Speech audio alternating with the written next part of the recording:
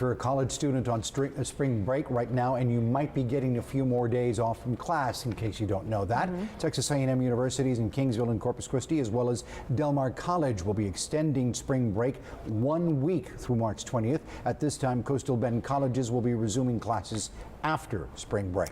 All of the institutions will be monitoring the virus over the coming days and will continue to make adjustments as necessary. Again, there are no classes next week for Texas A&M Kingsville and Corpus Christi, as well as Del Mar College, until after March 20th. Our James Ayala joins us now with what they're doing on the island to keep the campus clean right now. James? The Island University is getting a special cleaning on all touch points around campus to help prevent the spread of the coronavirus. Cleaning crews have been using disinfecting wipes approved by the Center for Disease Control and Prevention, which are certified to kill the coronavirus.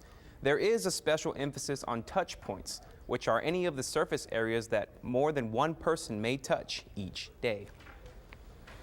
Touch point would be anything more than one person touches. So door handles, elevator buttons, stair rails, chairs, tables, desks, water faucets, drinking fountains, and most of the rest.